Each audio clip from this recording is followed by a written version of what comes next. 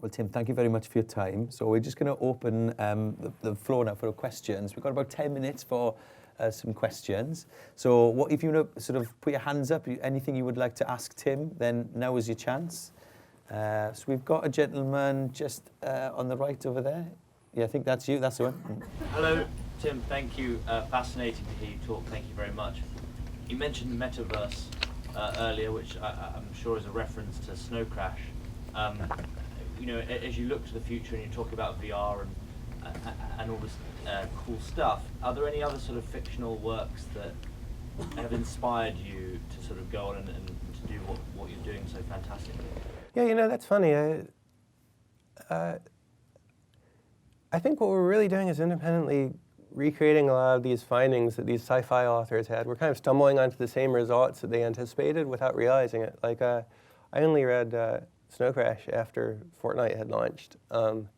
Started reading Diamond Age, but I realized, oh wait, they're spoiling too much. I think we need to figure this out on our own. I think what sci-fi writers do is they anticipate future technology changes and anticipate the human consequences to them and try to build stories around that. But the funny thing about this fiction is a lot of it is really prescient, and a lot of it just doesn't work. And so, in trying to evolve Fortnite in this direction, we're doing a lot of experiments. Every week we release some new features and try things, and some of them work, some don't. But if you look at Snow Crash, the big problem they have there is they're going in and out of the metaverse, but to coordinate, they actually find payphones and call each other. And it's a real problem for them to actually coordinate that out of metaverse experience. And now we have smartphones everywhere we go. And so I think we can't rely too much on science fiction. I think we're going to realize only after the fact what parts they were right about and what parts they were wrong about.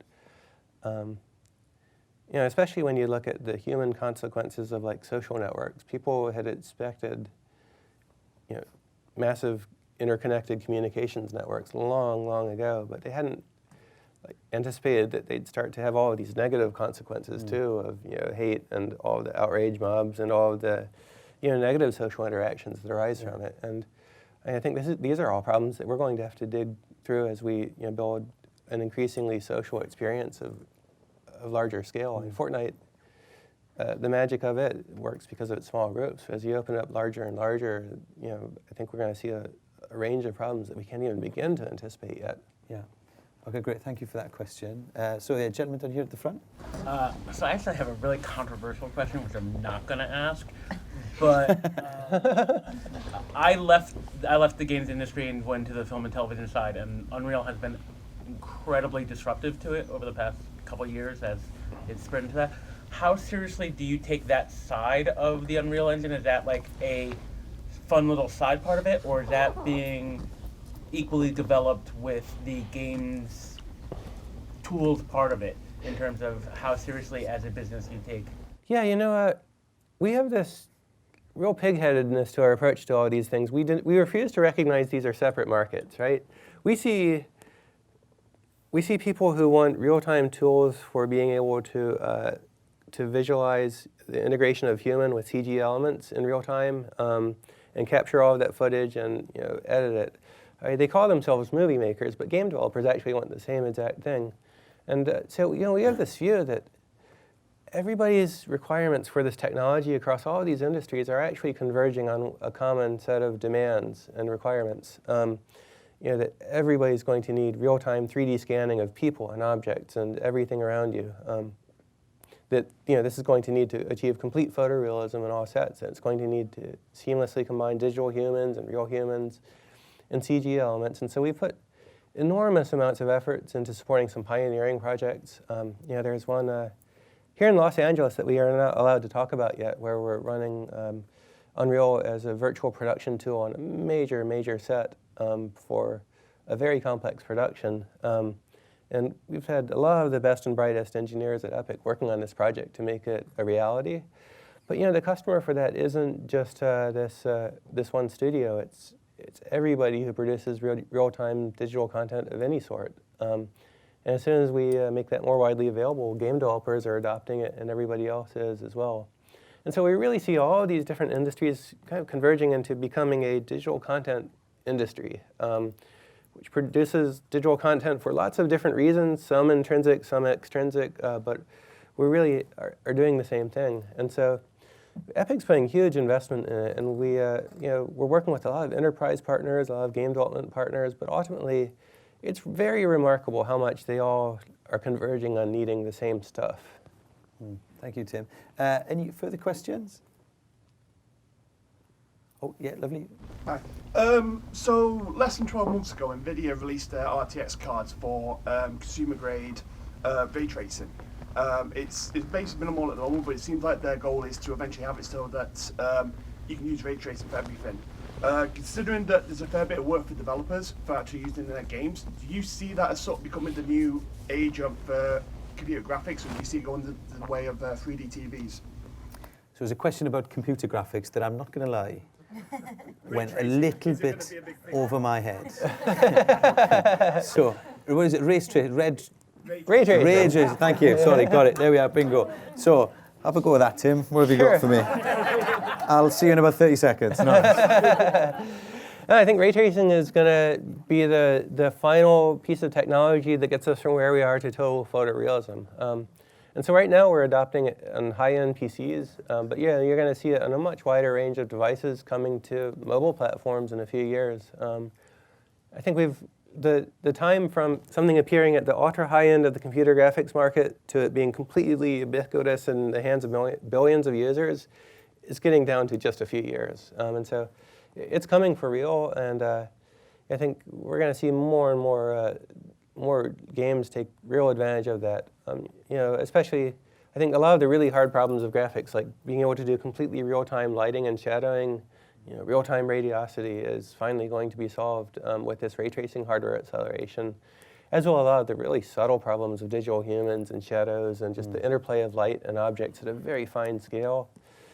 So I think we are getting very close, and we will see over the next decade complete photorealism and at least everything other than synthesized humans, right? Because everything comes down to just brute force solving the equations of physics, except for simulating humans. We have no idea how humans work. That's what I would have said as well. So, great. Does that make sense? All right. What's your feeling right now being this close to a Welshman?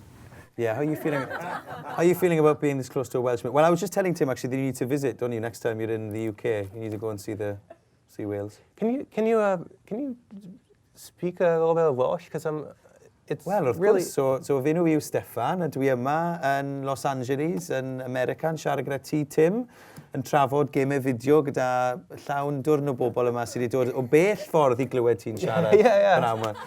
Next, well, thank you. She's the oldest language in Europe, Welsh. Well, not you to speak about Welsh, we're going to speak about you, Tim. Right, I've got time for one more question. But if you want me to bore you about the Welsh language later, more than find me at the bar. Anybody else? One more question for Tim. Yeah, last question, this gentleman here. What's next? Great question. For anybody who didn't hear that, what's next, Tim? What's next? Other than trying to get the BAFTA on the plane, which we discovered is a bit of a tricky issue, apparently. It looks like it might be capable of killing somebody, but yes. We've started a lot of things at Epic. We've been building these online services, more and more social features in Fortnite, and Fortnite Creative Mode, where people can build their own content.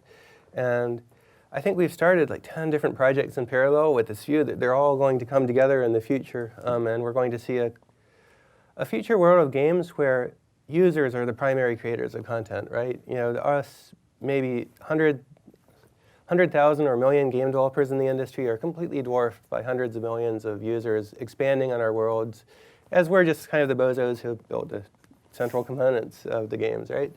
Bringing that into reality is going to be a really, really exciting project. You see some leading edge aspects of it in Minecraft or Fortnite or Roblox, but I think the ultimate version of that is far more cool than anything that exists now, and it's quite an engineering effort to make that work. So I think that's going to consume the next decade of our efforts, at least. Well, Tim, thank you very much for your time. I'm just going to invite Joe back up onto the stage and give you something very special. Thank you very much for your time, Tim. Thank you. Thank you so much, Stefan. And yes, it remains just for me to have the great honour on behalf of BAFTA to present Epic Games with this very special BAFTA award. Congratulations, Tim. Yeah, thank you very much. Epic Games. That's quite an honor. It's a great honor. I'm just here as Epic spokesperson, right? Especially the work that we've done in the area of creativity and serving the needs of the film industry and game developers is the work of hundreds of really world-class people all around the world contributing to it. And the team has worked so hard to make these things a reality, and it's a great honor to be recognized for it. And I hope this is just the beginning of the quest, right?